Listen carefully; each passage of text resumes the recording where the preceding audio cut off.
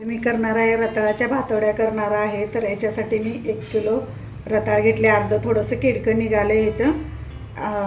तर इथं मी 1 किलो घेतलेला आहे, रताळ घेतलेला आहे. याला कुकरला लावून घेणार आहे. आम्ही लहानपणी खूप असे रताळ्याच्या भातवड्या खाल्ल्यात, अशा आरावर भाजून.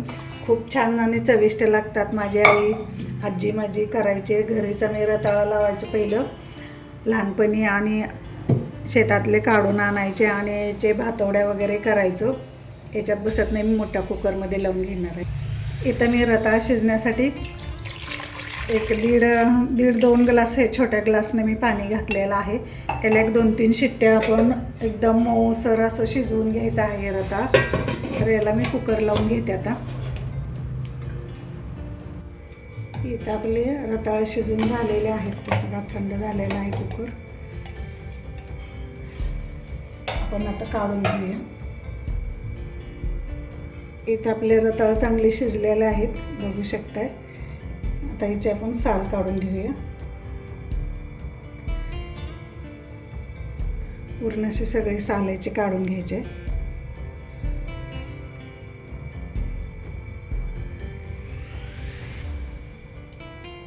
इथे मी रताळ सगळे सोलून घेतलेले आहेत. आता आपण हे पुरणाची चाळा नाही, त्याच्याने हे करून घेऊया, मॅश करून घेऊया, वाटून घेऊया.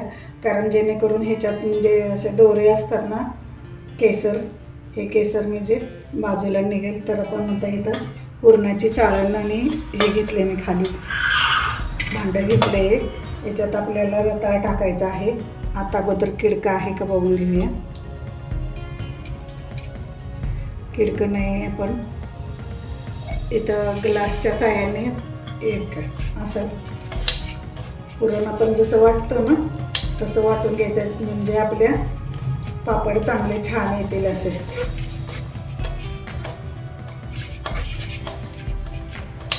असंच आपण आता सगळे रताळ वाटून घेऊया असं पुरणाच्या चाळणीने. बघा, एकदम मऊ, एकदम असं पुरण आलेलं आहे. पुरणासारखं एकदम आलेलं आहे एकदम रताळ्याचे. तर असंच आपण आता सगळे रताळा मॅश करून घेऊया, असं पुरणासारखं वाटून घेऊया.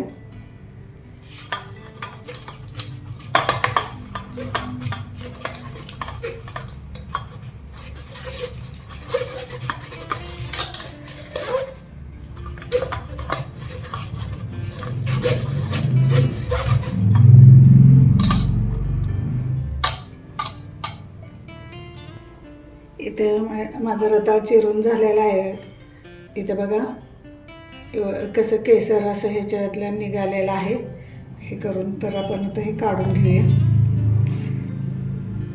पहिले कसं रताळा पांढरे असायचे, देशी असायचे, त्यामुळे पांढरे शुभ्र असे पापड व्हायचे. हे आता लाल रताळ असल्यामुळे असं पिवळसर असं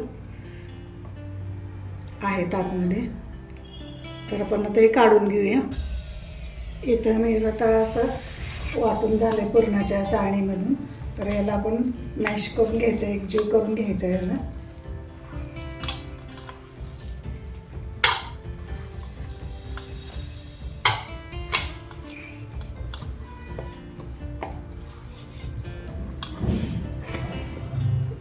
इथं आपलं एकजीव झालेलं आहे.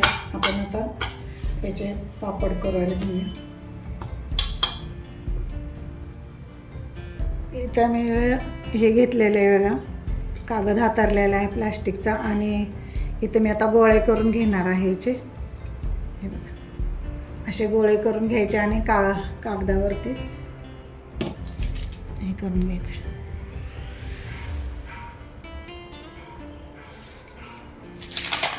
मी हे असं कागद घेतलं आहे बघा, आणि याला थोडंसं आपण ओलं कापड घ्यायचं आणि ओल्या कापडानं पुसून घ्यायचं आहे, म्हणजे आपल्याला चिटकत नाही. याच्यावरती पोळपाट ठेवायचं.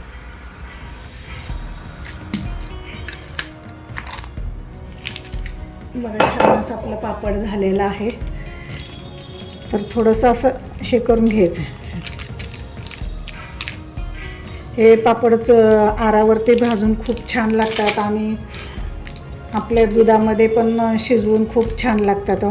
असे वर्षभर जर करून ठेवले तर केव्हाही आपल्याला उपासाला दुधामध्ये शिजवून खायला ते गूळ किंवा साखर घालून खूप छान लागतात.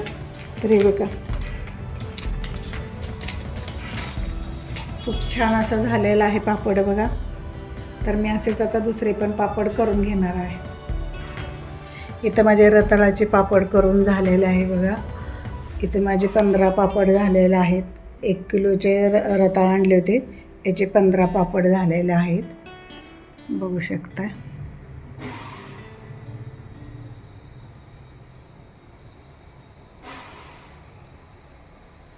याला पण आता 2 दिवस, आता मी आज घरातच वाळत घातलेलं आहे. नंतर 2 दिवस कडकडीत उन्हात वाळवून घ्यायचे, म्हणजे आपले वर्षभर हे पापड टिकू शकतात.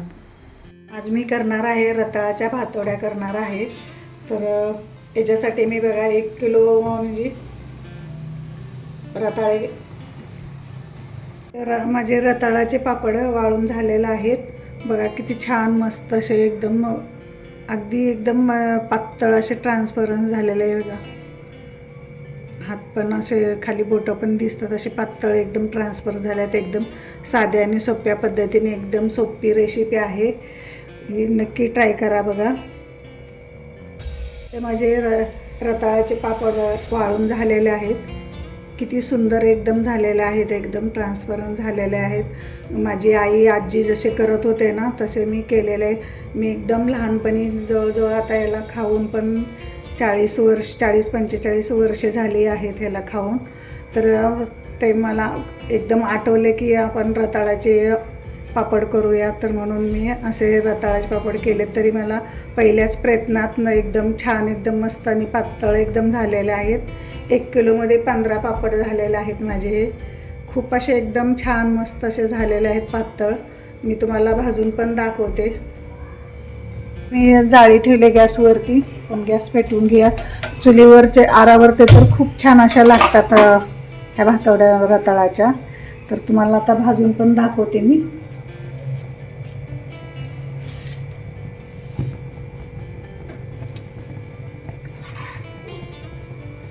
तुम्ही भाजून पण खाऊ शकता. तुम्ही असे बारीक बारीक असे हे तुकडे करून दुधामध्ये पण शिजवून असं खाऊ शकताय. तुम्ही वर्षभर असे स्टोअर करून पण वाळवून ठेवू शकताय. बघा किती छान मस्त असा भाजलेला आहे. इथं आपल्या रताळाचा पापड आहे बघा, भाजून झालेला आहे. किती छान मस्त असा झालेला आहे. तुम्हाला मी खाऊन तोडून पण दाखवते. इथं माझे रताळाचे पापड करून तयार आहे. माझी रेसिपी आवडली तर लाईक करा, शेअर करा, सबस्क्राईब करा. माझा व्हिडिओ शेवटपर्यंत पाहिल्याबद्दल तुमचे खूप खूप धन्यवाद. बघा किती छान एकदम क्रिस्पी असा झालेला आहे. मी तुम्हाला एकच भाजून असा दाखवलेला आहे. बघा एकदम कुरकुरीत झालेला आहे, एकदम बघू शकता. अगदी पापडासारखा झालेला आहे एकदम. बघा किती एकदम कुरकुरीत झालेला आहे.